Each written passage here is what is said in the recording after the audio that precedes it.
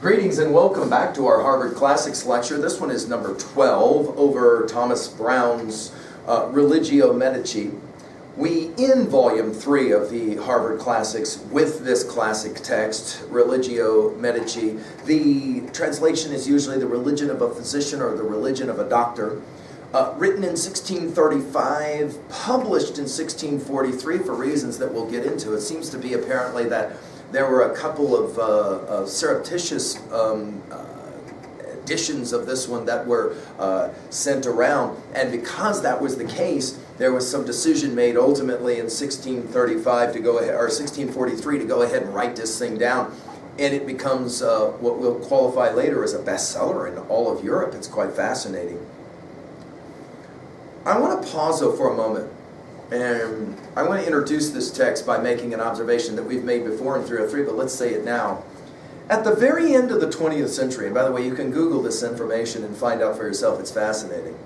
Modern Library decided that they wanted to put together a list of the greatest novels of the 20th century. You can Google this yourself, but just, for example, for the first 5. Number 1, Joyce's Ulysses. Number 2, Fitzgerald's Great Gatsby.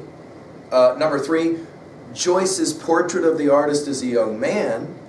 Number 4, Nabokov's Lolita. And finally, number 5, Huxley's Brave New World. Now, the point I want to make about this list is that there was huge debate as this list was produced at the end of the 20th century. Really? Joyce twice, with his Finnegan's Wake, to also end up in the 100 greatest novels of the 20th century. Lolita? Nabokov's novel about, this old man that wants to have sex with a young girl? Seriously? Fitzgerald's Great Gatsby? More important than Steinbeck's Grapes of Wrath in the top 5? Well, these debates, the authors, the texts that were, for example, left out, Cormac McCarthy's Blood Meridian doesn't make it in, and so on and so on and so on. I should say this is the fun, as well as, of course, the problems with any kind of lists. And let's just say that in 1909, when Charles Eliot, Harvard president, and William Nelson, the Harvard English prof, who helped compile the Harvard Classics, chose to end volume 3 with Browne's Religio Medici, there was huge debate about this. There's, of course, still debate today. We should point out, this is the first in the Harvard Classic volumes that we will be studying together. This is the first what we would call outright religious or theological texts. Others in the Harvard Classics will be St. Augustine's Confessions will be there, Thomas à Kempis's Imitation of Christ, both of those in volume 7. We'll get to those lectures later. Bunyan's Pilgrim's Progress, that's not a surprise, the success of that text in literature. Luther's going to have some texts. His 95 Theses, Christian Nobility, and On the Freedom of a Christian will appear there. And then in volume 44-45 of the Harvard Classics, we're going to have some what they call sacred writings, Confucius, a few passages from the Bible, Job, Psalms, Ecclesiastes is there, 1st and 2nd Corinthians, and some Christian hymns will be there. Some Buddhist texts are also included in that 44-45 volume, as well as the Hindu Bhagavad Gita and some chapters from the Holy Quran. But let's point out, there's 2 religious poems, we could say, Dante's Divine Comedy and Milton's Paradise Lost, the text we'll get to in volume 4. But note what's missing, and this was pointed out right away and has been pointed out since. Notice, no St. Augustine's City of God, which is a classic in the history of Christian theology. No Thomas Aquinas' Summa Theologica, which is, if you're going to talk about an influential text in the history of European and Western thought, you have to consider this as one of the greatest. And by extension, since we brought up St. Thomas and the Summa Theologica, there's actually no volume at all for Aristotle, which was probably the most egregious oversight that was made in the creation of the Harvard Classics. The point that we want to make here is there's always been a huge debate about what's in and what's out. And the obvious question is, why should this text, Religio Medici, be included? Well, let's go ahead and introduce ourselves to it. For many of you, this will be a first-time introduction. However, some of the ideas that will be debated and presented in this text will, in fact, not be new to you at all. First of all, let's say that this is a personal theological statement and usually considered never to be meant for publishing, as we've already said. The surreptitious editions, quote unquote, came out, and so Browne is kind of compelled to publish in 1643. It did upset many, although it was a European bestseller, and it made Browne right away famous, this being the first text that he created.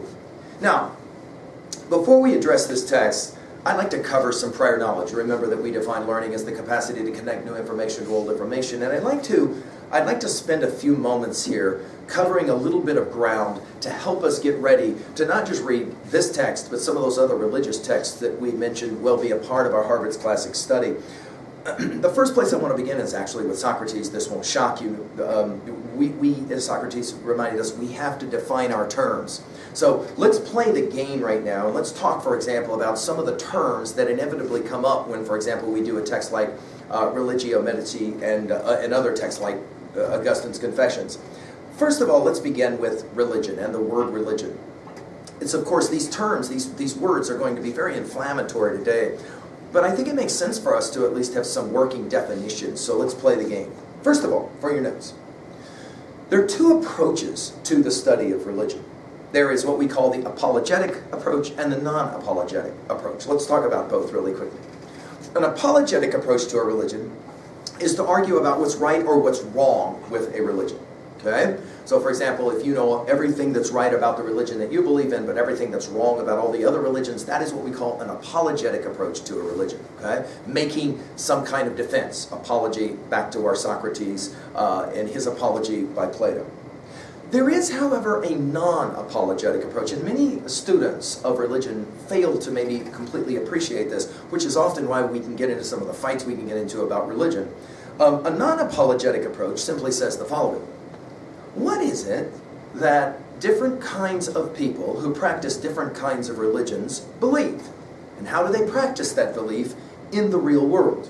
This non-apologetic approach, best for, in my estimation, represented by the great Houston Smith, who wrote a famous book. I certainly recommend that you write it down, and I recommend that you go out and you buy it and you read it, annotate it heavily, called Religions of the World.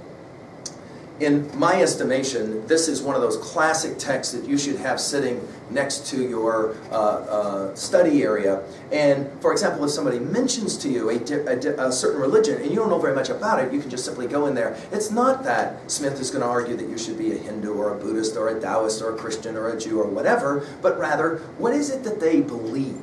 What are the fundamental understandings of their theological proclivities, and how do they actually live those out?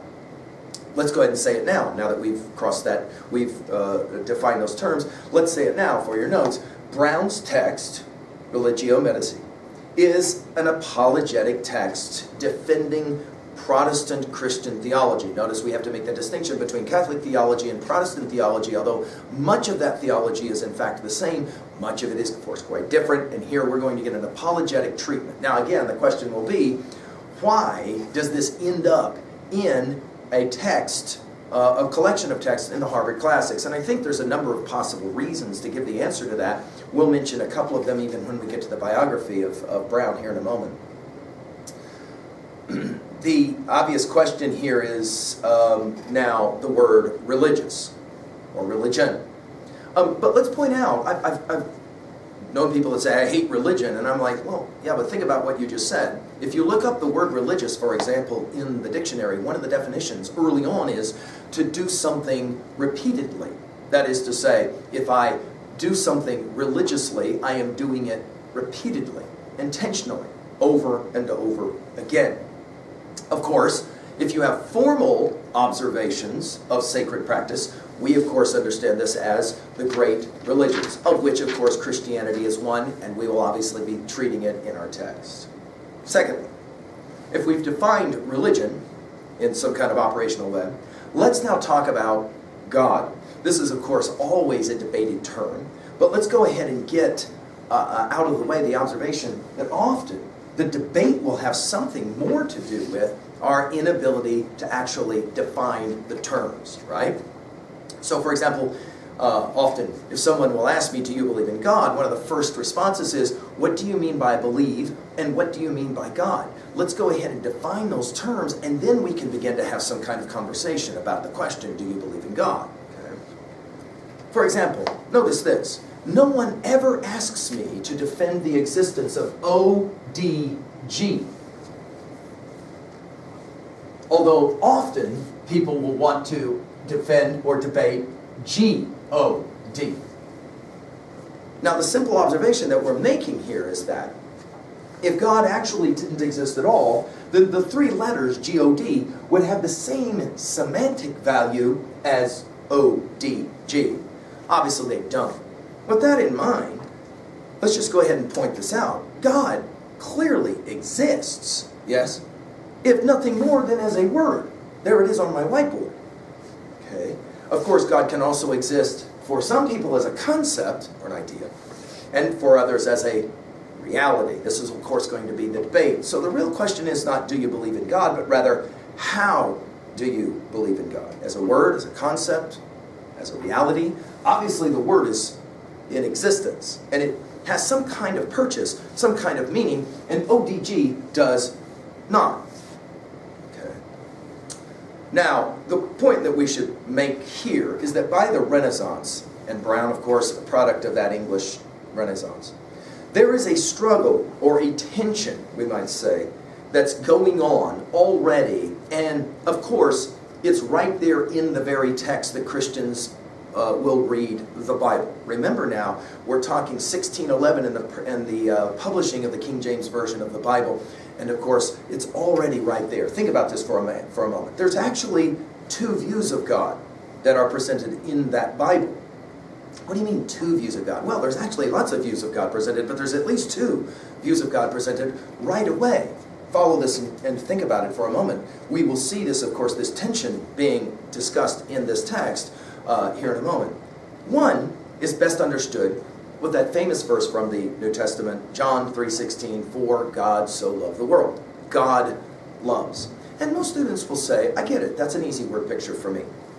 A loving father, and especially if you've had a father in your life that was loving and kind, a God that can reach out, hold me, comfort me, take care of me, safety, all of those things, love me. This is what we call a personal view of deity, right? Personal God. Now, some will, of course, argue this is kind of an anthropomorphic understanding. God, Browne will, in fact, use the very phraseology of the finger of God. But the understanding is that God loves. One view. A second view. In 1 John, a book in the New Testament, chapter 4, and verse 8, we are told, God is love. Now, the question we like to ask here, of course, is, what is the word picture that you can use to explain God is love? I mean, I get the word picture of God loves. That's an easy one. Get parent figure, hugging, taking care, comforting, securing. But give me a word picture for God is love. Of course, that's a different understanding entirely of God, isn't it? Think of it this way. If the God loves is a view of a personal deity, God is love is a view that we will call not so much impersonal, but rather maybe transpersonal in its understanding. That is to say, God is spirit, or maybe God is energy. I mean, think about what we say about energy. Energy is that which can be neither, what? Right, created nor destroyed. Well, theologians will point out, well, that's pretty much what we've been saying about God all this time. There are actually then kind of two different understandings of God. God loves versus God is love. And in many ways, this is going to be at the very root, many will argue, of that whole notion of science versus religion and the debate, where science will understand more of a transpersonal understanding of deity, as opposed to, of course, religion, which is oftentimes going to promote that more personal view. That is to say, we worship the personal view of the deity. Now, it's an obvious question. Why are there no arguments in most sacred texts, certainly the Bible is a classic example, against atheism? Right? For example, we think of the great Thomas Aquinas' famous 5 proofs for the existence of God, right? In his Summa Theologica. Why aren't those arguments presented in the Bible itself? Well, you don't need arguments against atheism when everyone is a common believer. That is to say, shares in what we used in our language earlier, an ethnocentric understanding of the faith. But already by 1265, as Summa Theologica is beginning to be created, finishes in 1274, already there's beginning to be a tension by certain individuals who will look at this notion of a personal deity and say, I am not sure I believe in God. Atheism. Of course, let's point out, atheism as a term is a very old word. Remember, we said it in an earlier lecture on Plato's Apology. Socrates is condemned as an atheist, and he himself will make the observation, that is bogus. I believe in gods, just not the gods of the state as they are defined, Zeus running around hanky-panking with everything that moves. For Zeus, he says, I just can't buy that as God. It makes no sense. Remember our comments with Marcus Aurelius. Marcus Aurelius believed Christians deserved death by the state because they were atheists. It will be one of the interesting historical ironies that Christians are in fact punished for atheism. Why? Not because they don't believe in God, but because they believe in the wrong God. That is to say, they are exclusivists in their views of in their Christian practice. Okay? Another classic example of this is to think of it this way. A student once came to me who had been devoutly Christian all his life, raised that way, but had had a crisis of faith and said to me, I don't believe in God. And I said, I'm really not that interested in whether you believe in God. Here's what I want to ask you. Do you believe in love? And he said, yeah, it's all I got to believe in because I can't believe in God anymore. And I said, well, yeah, but there's a passage that you know well in 1 John that says God is love. If you believe in love, you believe in God. And to that degree, welcome back to the fold. And he got very emotional with me and he said, why did nobody ever give me that argument for the existence of God? If I believe in love, then I believe in God, if God is love. Another way to think about this transpersonal understanding versus this personal understanding of God. Now, we will see this tension, right, as we begin to investigate now this text, Religio Medici, here in a moment. But before we get there, let's clarify one other kind of observation, and that is what we will call for your notes, religious epistemology. We've already defined epistemology as that study of how we know what we know. Remember, we talked about there are kind of three positions, epistemologically speaking. The absolutist position, I absolutely know and everybody else is wrong, it doesn't agree with me.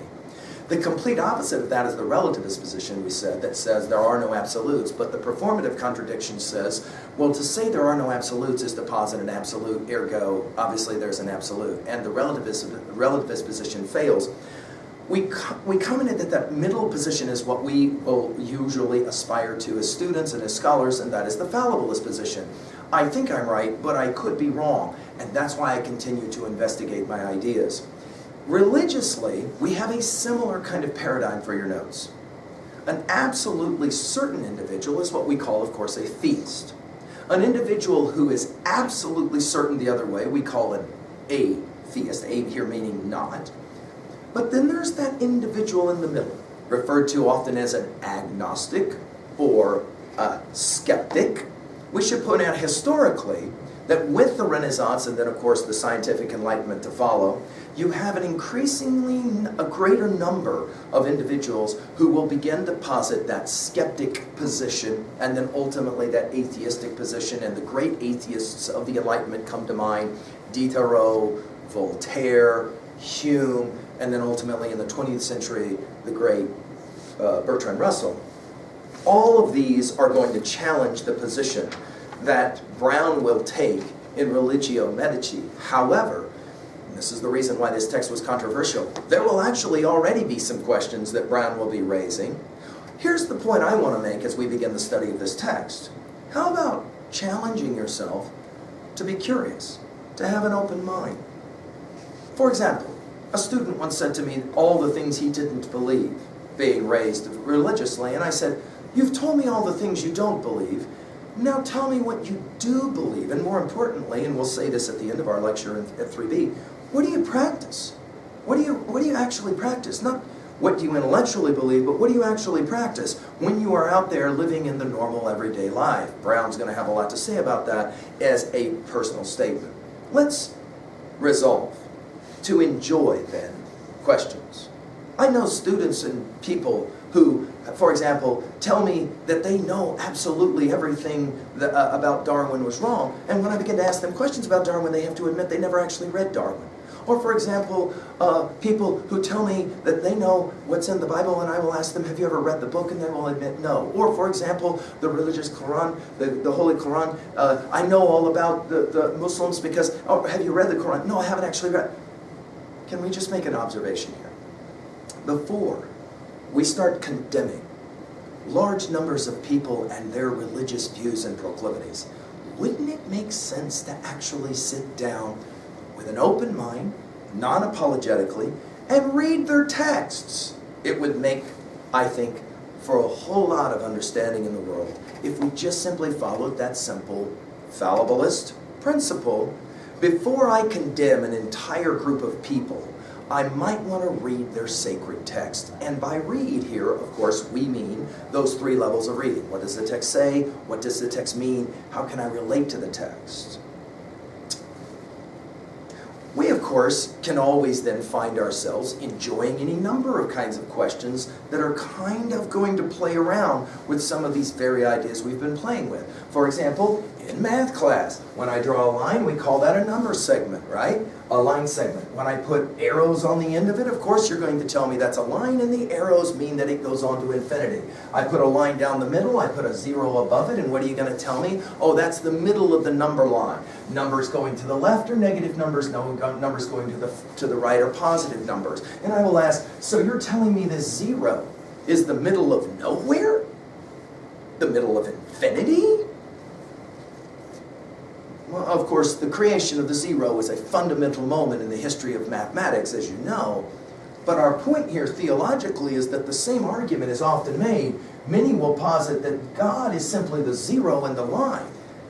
In other words, we build all of our concepts in mathematics off of the zero, and in the same way, many theologians will point out that this concept of God is the beginning point. Aristotle will call it the first mover.